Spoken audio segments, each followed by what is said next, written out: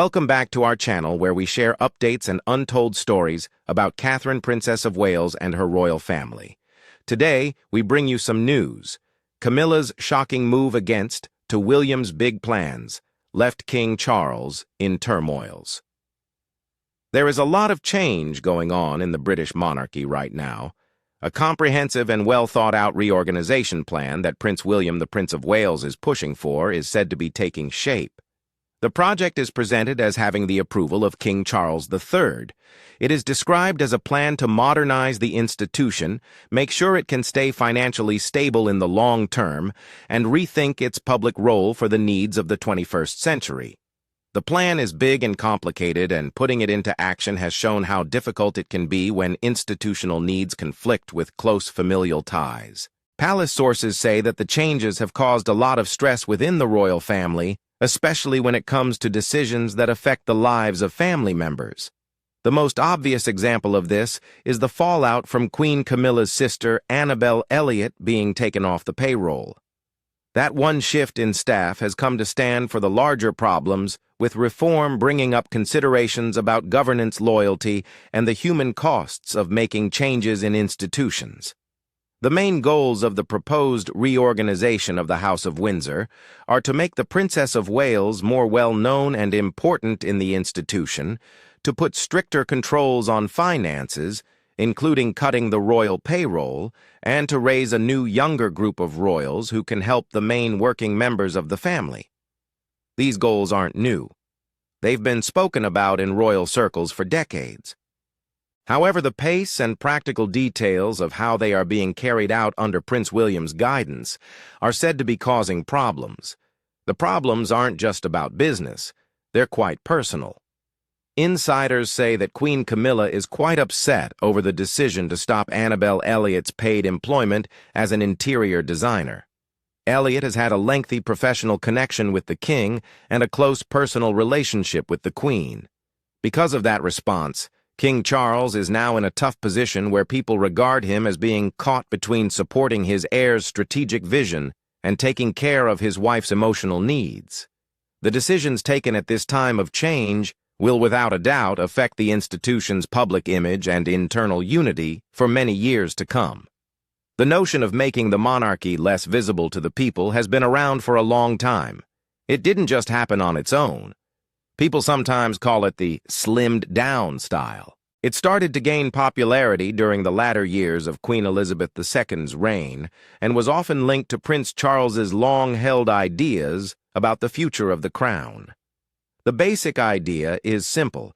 A contemporary monarchy should be clearly cost-effective, responsible, and focused on a smaller group of senior working royals who do official obligations for the sovereign. The goal is to be financially responsible and to create a better, more unified public story that focuses on the direct line of succession. In reality, this involves paying more attention to members whose public lives and patronages are set up to send a clear message and ethos, cutting down on duplicate appearances and making sure that taxpayers' money goes to clearly defined public service. This way of thinking came about because of shifting public perceptions and more attention being paid to royal finances in the second half of the 20th century. The 1992 fire at Windsor Castle and the subsequent discussion over who should pay for repairs brought attention to the issue of who pays for what in the royal ecology. That year of calamities, which royal circles called a annus horribilis, made people think about privilege, expense, and transparency in a defensive way. Many people thought that having a large network of titled relatives who sometimes did public jobs was out of date at a time when people wanted openness and proof of public worth. The civil list, which used to be the way to pay for royal duties, changed over time into the system we now call the sovereign grant. This was done to make it clearer how public money is given to the monarchy and to make sure that funding matches up with clearly defined duties. Changes in society as a whole have also affected the way people talk about reform. The democratization of information, a more forceful media landscape, and evolving standards on public accountability have rendered any opaque or apparently excessive spending more politically detrimental. Parliamentary inspection of the monarchy's finances has become more frequent and thorough, with select committees, public petitions, and media investigations all helping to create an environment where economic defensibility is now a key part of the monarchy's legitimacy. At the same time, younger and more diverse groups of voters have become less accepting of privilege inequality and public subsidies. These groups are less likely to accept inherited advantage unless it is evident that it benefits the public in a concrete way. So the monarchy's argument for sustained popular support hinges as much on how relevant and useful people think it is as on constitutional precedent and history. As Prince of Wales for many years, King Charles came up with and explained a paradigm in which the monarch, the consort, the heir, and their immediate heirs and their immediate families would be the main people responsible for most official events. That approach said it would make things easier for taxpayers and for the general public to understand who represented the monarchy in official roles. King Charles III's rise to power in 2022 gave the first real chance to speed up parts of this theory.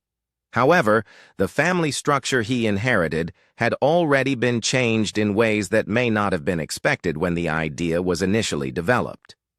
The Duke and Duchess of Sussex stepped down from their position as senior working royals in 2020, and Prince Andrew, the Duke of York, was put on the back burner. This made the pool of potential senior royals even smaller. These departures, along with the aging of other members who had been doing heavy ceremonial work for decades, unexpectedly made the list shorter and put more practical demands on those who were still active, like Princess Anne, the Princess Royal, who has been known for her work ethic and steady presence. Prince William's reformation plan has been pushed forward in this situation of lower bandwidth and higher public expectations. People think that his approach is a practical, faster version of his father's long-term goal. It is less of an ideological split and more of a practical re-engineering to fit with the reality of today. William, as the next king, is in a unique position to lead a program that changes responsibilities, reevaluates financial arrangements, and places important persons in positions to increase the monarchy's ties to the public.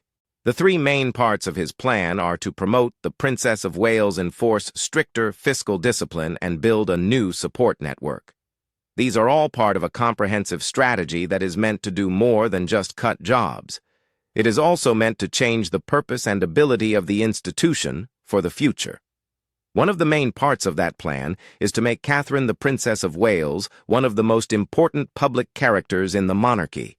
Her rising importance is framed as a reaction to her established popularity and the need for recognizable, reliable representatives of the crown.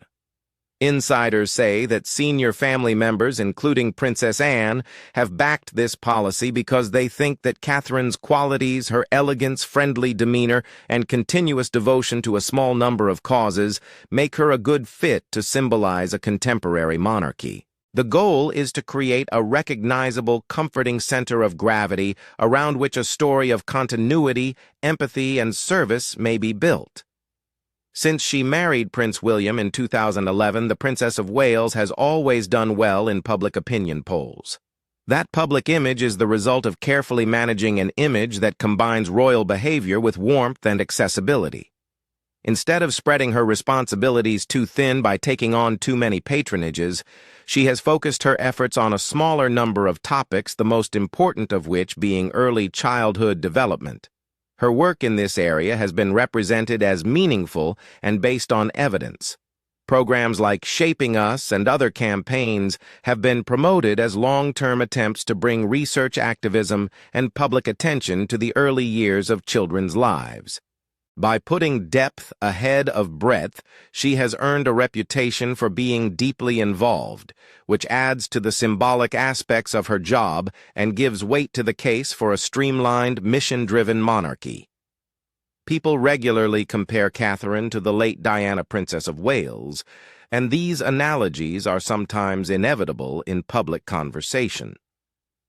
Both ladies have the ability to empathize, find it easy to connect with others in public, and have a public appearance that is very attractive and works well with contemporary media. But a deeper look shows that there are substantial differences.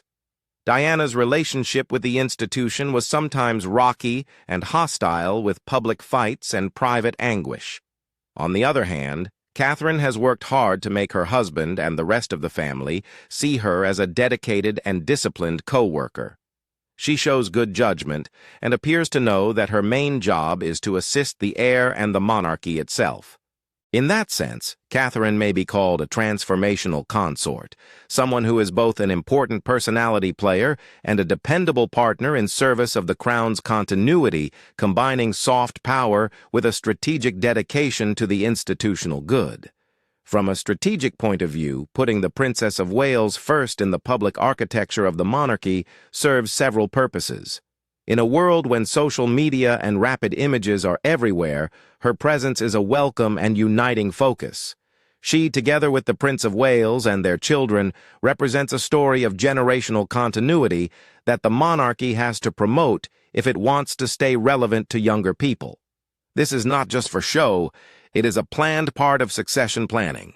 By getting people to know the future queen consort and showing them the skills she brings to the job, competence, empathy, and modern sensibilities, the institution can keep the public's interest and build the sense of continuity that gives it legitimacy.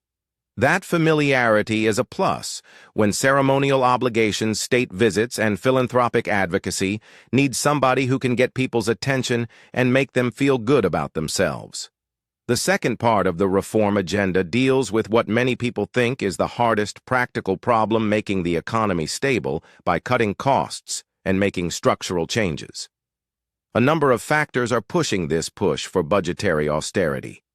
Forecasts say that royal spending may go significantly in the near future since large royal houses require a lot of work done on them, especially at Buckingham Palace, where there are long-term projects that include complicated conservation and infrastructure renovations. At the same time, a smaller group of senior royals will be required to do most of the official tasks.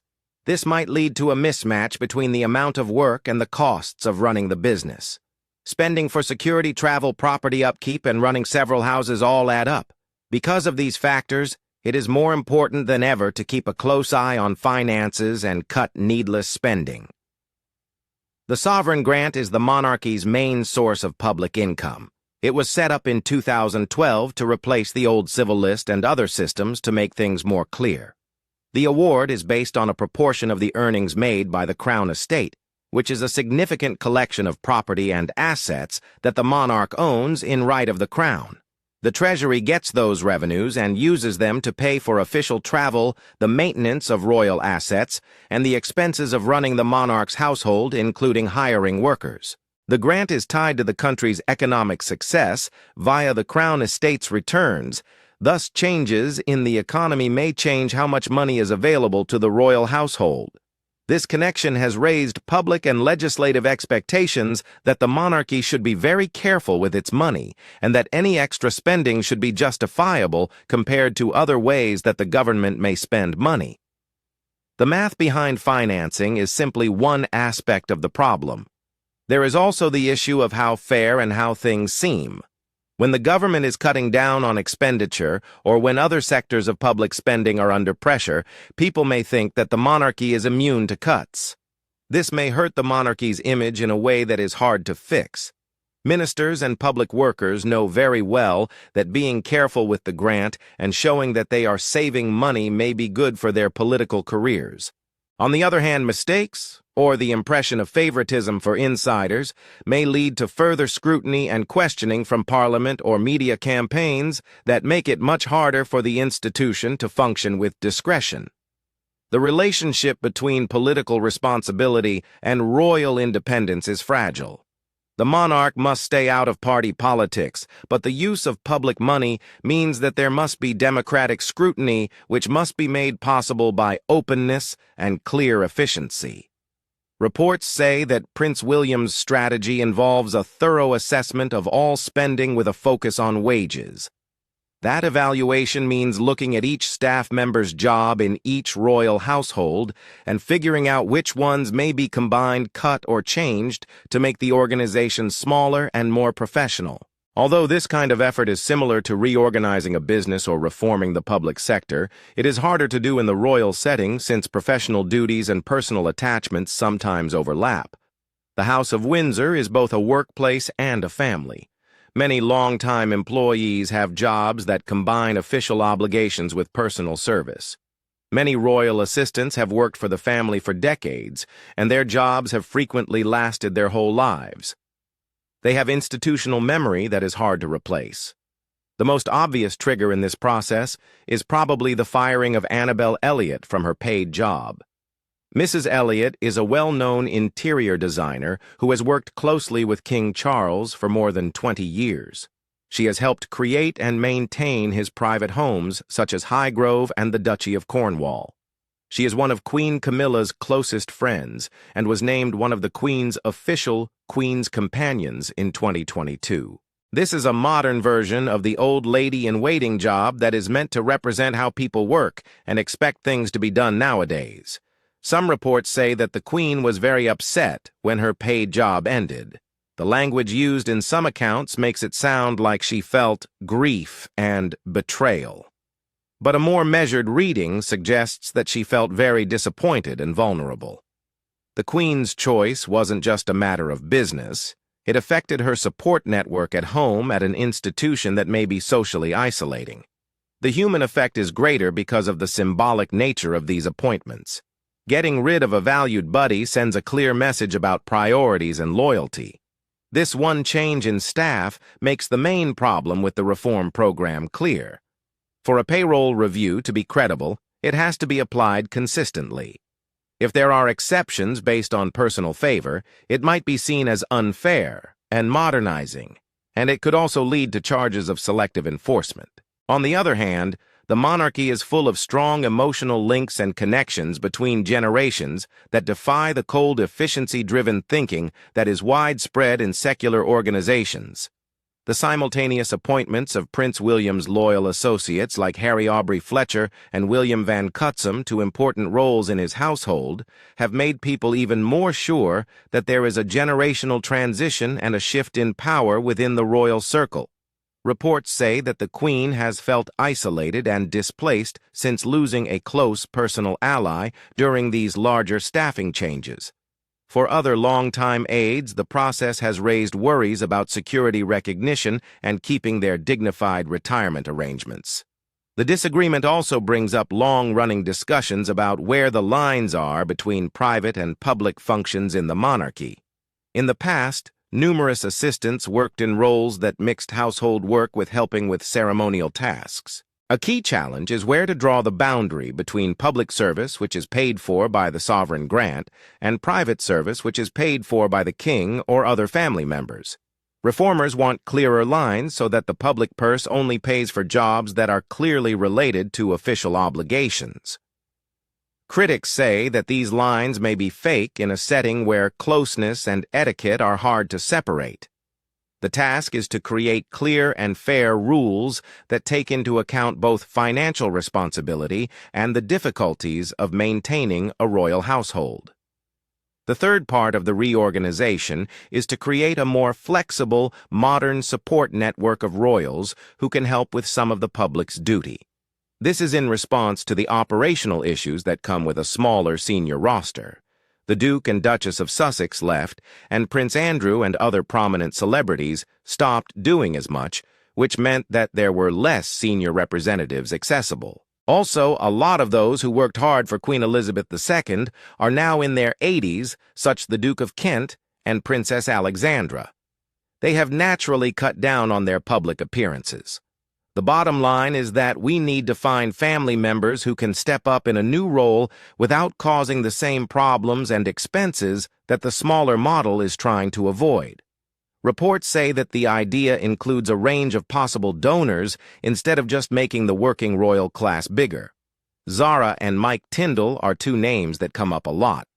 Zara is the daughter of the Princess Royal and is both a talented equestrian and an Olympian. Her public image is viewed as personable and refreshingly casual.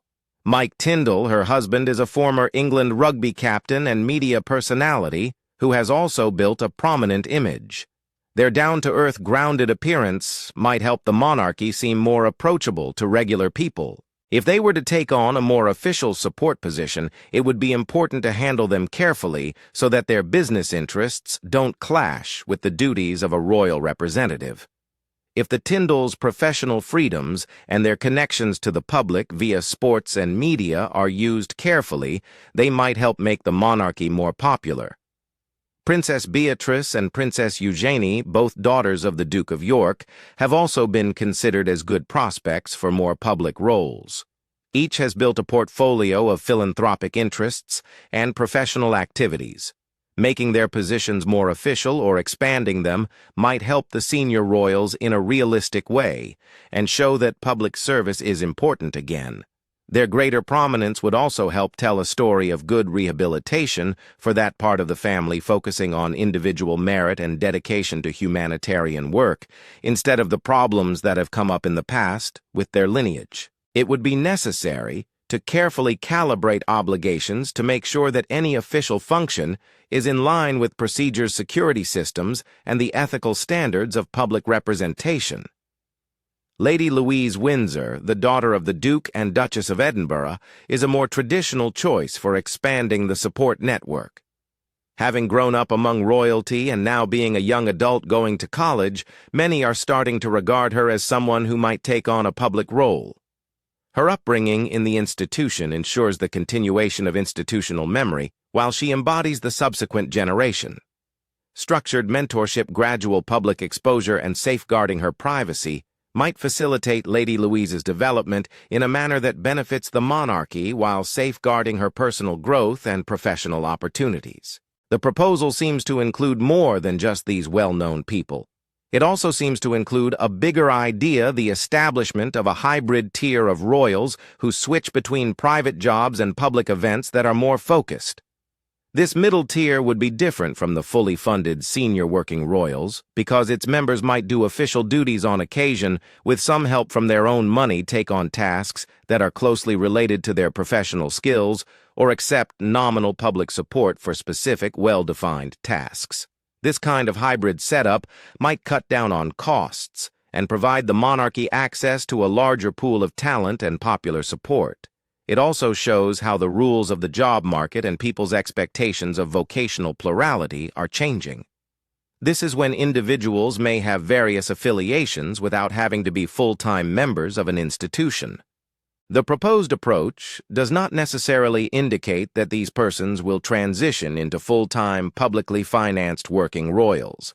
Instead, it seems that the aim is to create a hybrid tier family members who can do focused tasks that fit their interests and skills, sometimes using their own resources, and sometimes getting a little amount of public funding for certain tasks.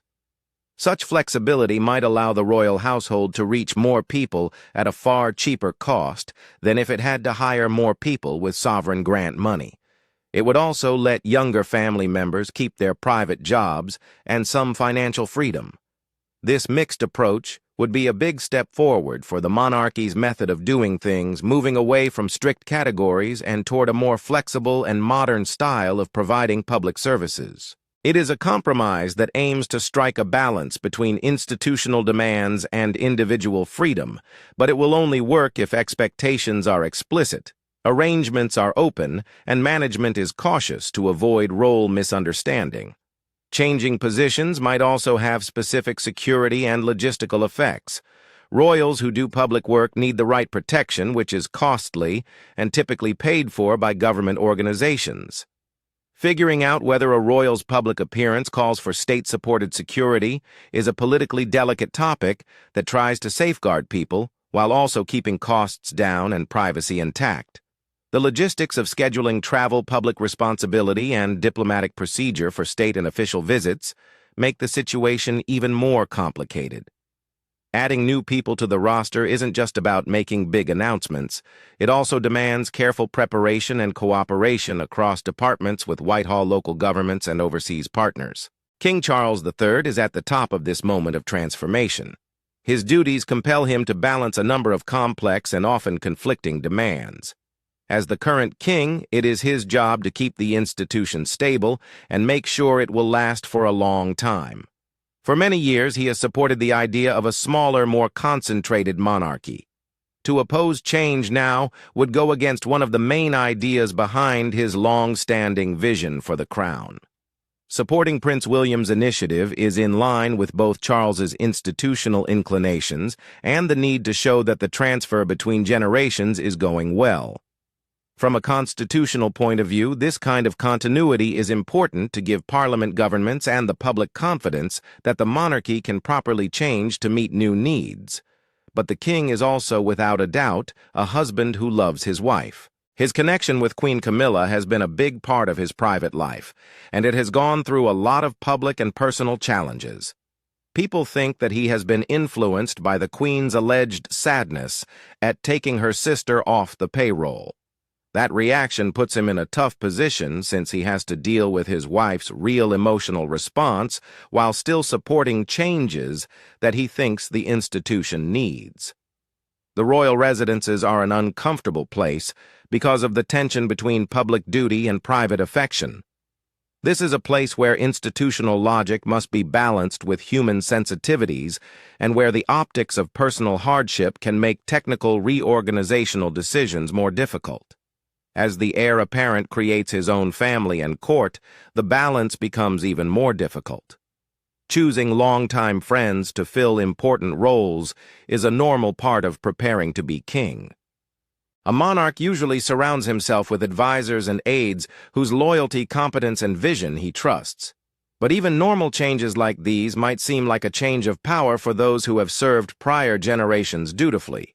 Some members of the elder guard are sure to feel out of place when they see that King Charles's long-term advisors and companions have been replaced by a new group that is associated with William's circle. The case of Annabel Elliot, who had been closely connected to the king and queen for years, can be seen in this way. Her leaving a paid job at the same time as another generation's influence is clearly growing can be seen as a symbolic break as much as a personnel change. So King Charles's part in all of this is both public and very intimate. He must publicly show his support for his son and the path of change to make sure things stay the same, and to convince the country that the monarchy is still ready and contemporary. Privately, he must comfort and reassure individuals whose jobs and relationships are changing, thanking them for their service and explaining why the transition is necessary. His ability to accomplish both professionally supporting an evolutionary strategy while personally protecting the people who will be hurt by it will test not just his political skills, but also his reputation as a uniting figure in the family. To be successful, you will need to be patient, understanding, and prepared to put up with short-term pain in return for long-term stability in the institution. There are also larger political and constitutional issues that need to be dealt with. Ministers, civil staff, and politicians are interested in the monarchy's internal choices since they may affect public policy. If staff members think they are being treated unfairly or inconsistently, it might lead to parliamentary inquiry or pressure ministers to get further guarantees concerning accountability and openness. Heads of state and people in other countries watch how the monarchy handles change to see what it means for British stability and continuity. So the Crown's representatives on state visits at Commonwealth events and in diplomatic contexts must be people who work for an organization that is still strong and has a clear public mandate. Losing people's trust in Britain might hurt its soft power in other countries. The ongoing changes and the responses they have elicited demonstrate that modernizing a hereditary institution entails more than just resource reallocation or position redefinition on paper. It is also a very human thing that has to do with loyalty's history and emotional bonds. Queen Camilla's apparent sadness at her sister's departure from the payroll is a strong reminder that beneath the public displays and official utterances are private lives formed by love, remembrance, and loyalty. These human factors make even the best-laid plans harder to carry out and need for both strategic clarity and empathy. Publishing a new organogram is one thing. Dealing with the sentiments and identities that have been mixed up with the old one is another. In practice, the reform's effectiveness will rely on several interconnected competencies. First, clear rules need to be set up for who may be a public-facing sovereign grant-funded member of the family and who can't. These kinds of criteria should be fair, objective, and used all the time. Second, transition plans for current employees should be handled with respect. This means giving them enough notice, reasonable severance, pension protections, and if necessary, chances to move to other jobs within the larger royal ecosystem. Third, there has to be a strong communication plan that explains to parliamentarians, the media, and the public why change is necessary in ways that fit with common civic ideals like stewardship, service, and efficiency. Fourth, the younger royals should have organized mentorship and staged exposure that balances training in public duties with protecting their personal growth and professional goals.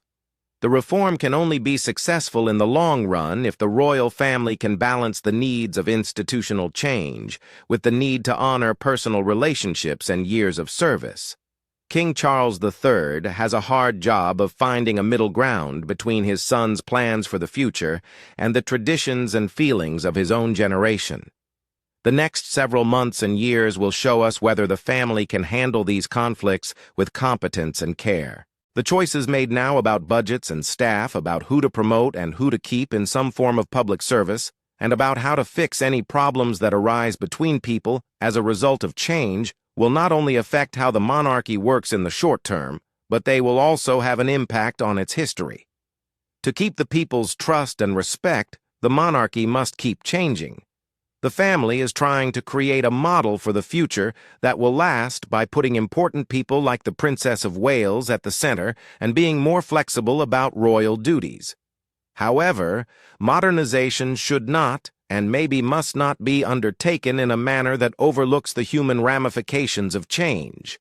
For change to work, it has to be done with a mix of strict budgeting, long-term planning, and kind management of relationships. The decisions taken about how to balance efficiency with empathy, like how to balance finances, define duties, and deal with personal loyalties, will change the House of Windsor for a generation and beyond.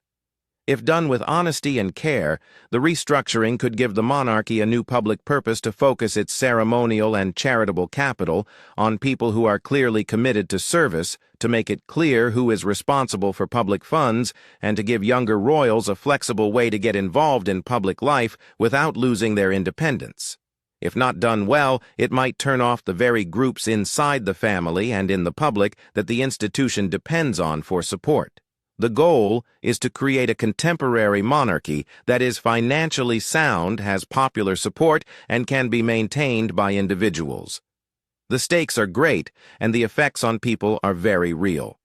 The House of Windsor is at a turning point right now.